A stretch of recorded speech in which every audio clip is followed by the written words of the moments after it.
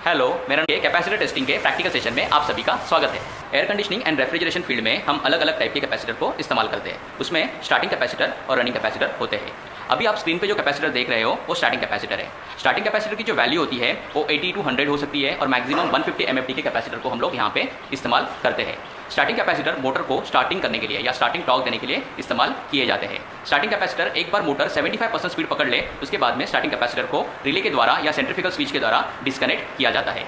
AC refrigeration field में दूसरा capacitor use होता है जिसे हम रनिंग कैपेसिटर कहते हैं। आप स्क्रीन पे देख सकते हो रनिंग कैपेसिटर की जो वैल्यू है यहाँ पे 20 to 25 mFT दिखाई गई है। कैपेसिटर जो है उसकी कैपेसिटेंस जो है MFD में गिना जाता है या फिर उसको म्यू में भी गिना जाता है। जैसे कि आप स्क्रीन पे देख सकते हो 25 to 40 और बाद में MFD लिखा हुआ है और जो सिंबल है वो MFD का है। रनिंग कैपेसिटर जो है वो सर्किट में कंटिन्यूस बना रहता है और मोटर का पावर फैक्टर इंप्रूव करने के लिए रनिंग कैपेसिटर का इस्तेमाल होता है।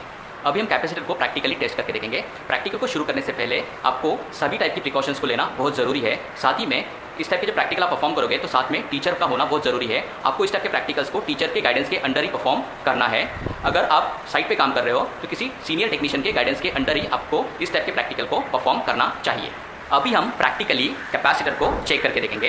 कैपेसिटर को चेक करने के लिए पैरेलल सप्लाई का होना जरूरी होता है, तो हमने एक्सटेंशन बोर्ड से पैरेलल सप्लाई लिया है। पैरेलल सप्लाई को लेते वक्त में आपको काफ़ी प्रिकॉशन लेनी है। पैरों में सेफ्टी शूज़ होने चाहिए और जो वायर होती है उस टर्मिनल से, वायर के जो टर्मिनल्स होते हैं उससे हमारे हाथ काफ़ी डिस्टेंस पे होने चाहिए और पूरा ध्यान रखकर आपको पैरेलल सप्लाई को यूज़ करना होता है।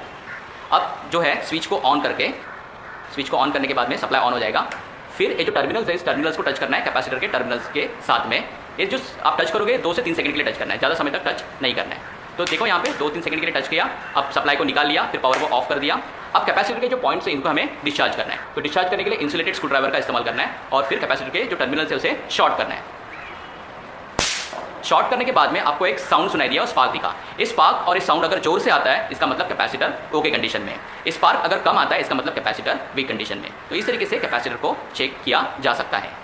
अभी हमारे पास और एक कैपेसिटर है जिसको हम लोग फिर से टेस्ट करके देखेंगे। ये कैपेसिटर थोड़ा सा पुराना है तो आपको डिफरेंस मालूम पड़ेगा नए कैपेसिटर और पुराने कैपेसिटर में डिफरेंस क्या है। तो सेम प्रोसीजर आपको फॉलो करनी है। सबसे पहले आपको पैरेलल सप्लाई लेना है। पैरेलल सप्लाई लेने के बाद में स्विच को ऑन करना है। जो प्रिकॉशन आपने पहले ली पैरेलल सप्लाई को हैंडल करते वक्त में सेम प्रिकॉशन लेनी है। वायर के टर्मिनल्स को थोड़ा सा दूर पकड़ना है और फिर ये जो पावर है कैपेसिटर के टर्मिनल्स को देनी है 2 से 3 सेकंड के लिए।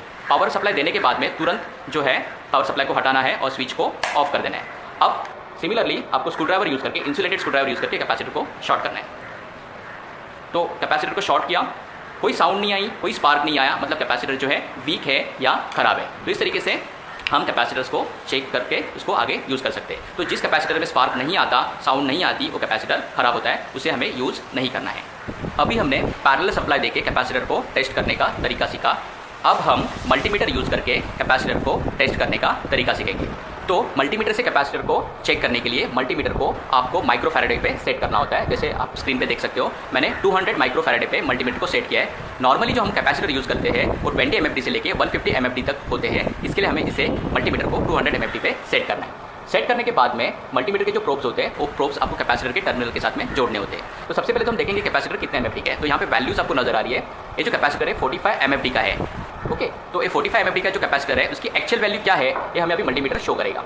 तो अब ये जो प्रोब्स है इस प्रोब्स को हम कनेक्ट करेंगे कैपेसिटर के टर्मिनल के साथ में और कनेक्ट करने के बाद में आप देख सकते हो मल्टीमीटर जो है इसकी रीडिंग बता रहा है। तो 45 MFD का कैपेसिटर है लेकिन उसकी जो रीडिंग है MFD में वो 35 MFD है। तो इस तरीके से हम कैपेसिटर वर्किंग कंडीशन में है कि नहीं इसे टेस्ट करके देख सकते हैं। अभी हम मल्टीमीटर से और एक कैपेसिटर को टेस्ट करने जा रहे हैं। आप देख सकते हो ये जो कैपेसिटर है स्टार्टिंग कैपेसिटर है और इसकी जो वैल्यू है वो 80 to 100 MFD है। ओके, अब इस कैपेसिटर को हम कनेक्ट कर रहे हैं मल्टीमीटर के प्रोब के साथ में। तो ऑलरेडी यहाँ पे आप देख सकते हो स्क्रीन पे कि कैपेसिटर के जो टर्मिनल्स है उसको मल्टीमीटर के साथ में कनेक्ट कर दिया है और कनेक्ट करने के बाद में आप कैपेसिटर जो है उसकी जो रीडिंग है उस रीडिंग को देख सकते हो मल्टीमीटर के डिस्प्ले के ऊपर। तो कैपेसिटर है 80 to 100 MFD का, लेकिन मल्टीमीटर जो है उसकी रीडिंग शो कर रहा है 46 MFD। इसका मतलब हाफ से भी उसकी वैल्यू कम हो गई है। तो ये कैपेसिटर वीक होगा, इसका एक कैपेसिटर यूज़ करने के लायक नहीं है। तो इस तरीके से मल्टीमीटर यूज़ करके हम कैपेसिटर वर्किंग में है या नहीं है इसे फाइंड आउट कर सकते हैं। नॉर्मली जो भी रेटिंग कैपेसिटर के ऊपर दी जाती है उसमें 10% प्लस माइनस वैल्यू चल जाती है। फॉर एग्जांपल एक कैपेसिटर अगर 100 MFD का है और हमें मल्टीमीटर 90 MFD शो कर रहा है, इसका मतलब एक कैपेसिटर वर्किंग में है या इसको हम इस्तेमाल कर सकते हैं। लेकिन अगर आप स्क्रीन पे देखते हो तो उसकी वैल्यू 80 to 100 MFD होनी चाहिए, लेकिन स्क्रीन पे वो 46 MFD दिखा रहा है। इसका मतलब कैपेसिटर अगर आप मशीन में यूज़ करते हो तो ये प्रॉपर्ली फंक्शन नहीं करेगा। इसके लिए हम इस कैपेसिटर को मशीन में यूज़ नहीं कर सकते। तो इस तरीके से कैपेसिटर को मल्टीमीटर यूज़ करके चेक किया जा सकता है। अभी हम मल्टीमीटर यूज़ करके और एक कैपेसिटर को टेस्ट करने जा रहे हैं। ये जो कैपेसिटर हमारे पास में है ये 150 mFD का कैपेसिटर है और मल्टीमीटर के प्रोब्स को टच करके टर्मिनल्स को अब हम देखेंगे कि इसकी कैपेसिटी कितनी है।